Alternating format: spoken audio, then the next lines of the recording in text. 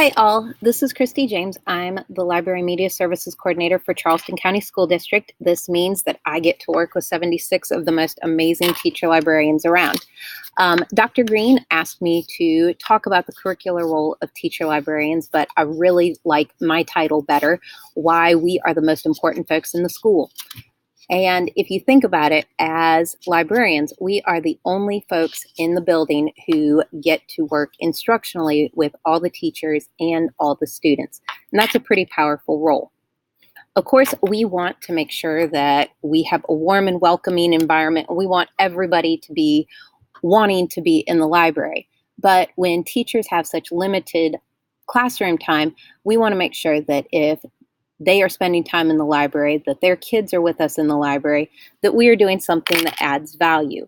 And instructionally, that's definitely how we can add value. Last November, AASL introduced our new school library standards. These are process standards, and they are incredible. The whole Ice Ice Baby. And those are skills and foundations that help us structure the activities and instruction that we present to the students. And that instruction, though, is still based on the content of the standards that are being covered in the classroom. This is one thing that I always try to remember with any of my lessons. We really want to help them think, because it's better to know how to learn than to just know. And in the library, there's so much room for exploration. We don't have to have them just memorize the Dewey Decimal System. Who cares if you know what the 614s are? But if a student needs to be able to find information about diseases and they can navigate the library independently to find the information they need, then that's powerful. Now, all of this instruction happens a lot better with collaboration.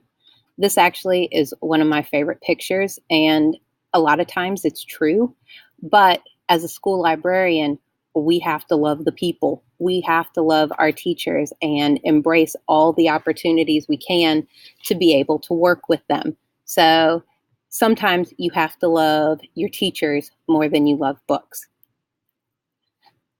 But as I mentioned, time can be limited. So there are ways that are a little less obnoxious than running through the hallways with symbols to create opportunities to collaborate with them.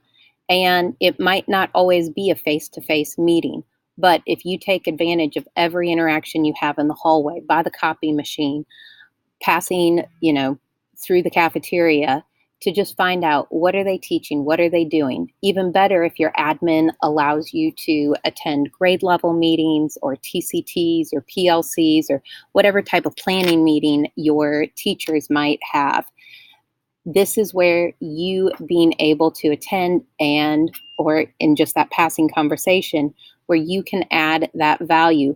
So if second grade's getting ready to do their insect unit, you can suggest a database that the kids could start doing some research on, or you could offer to pull books for them, or you could offer to spend 10-15 minutes with that teacher and plan out something that's going to support them instructionally. This in-depth knowledge of curriculum is absolutely vital, because it ultimately helps guide a lot of our collection development. As librarians, that is one of our big responsibilities beyond instruction, is to make sure that we have a collection that reflects our curriculum and helps our students meet their academic and personal reading needs. It's real easy to get input from kids and reading reviews about what's good to put on the shelves and what's hot with fiction. There's not always a lot of hot, new nonfiction, but knowing the curriculum allows you to make those connections between that hot, new fiction and also making sure that you have a wide range of curriculum resources available that are going to support when that teacher is doing the civil rights unit, and that you're not just pulling books off your shelf, but that you also have resources such as databases, other online websites, but also connections within the community and who else can you involve. And we, of course, want to make sure that we have a diverse collection that presents multiple perspectives. One of the biggest things that is amazing about being a teacher librarian is being able to lead by example. A lot of times it's not that the teachers don't want to try new things, but again, their time is limited. When you lead by example in the library and expose the students to a new skill or some sort of new technology or a new resource, then those students already have a leg up and they'll be begging their teachers to start using it in the classroom. So it really doesn't matter what others are doing, or in this case, maybe not doing. It matters what you are doing. And when you are able to show your students new skills and create value with your instruction, you will get additional collaboration as well. It's really, really important for all of us to keep moving forward. What education is now is completely different than it was when I was in the classroom 10 years ago. It's completely different than when I started teaching 20 plus years ago. And that's also what's really exciting about education, and especially exciting in the libraries. We're not quite as hemmed in by test results and teaching to the test, so we really can push forward with our AASL standards to inspire inquiry and exploration and collaboration. But we have to make sure that we are actively out there looking for new ways to learn and grow. If you're going to be a teacher librarian, you need to be passionate.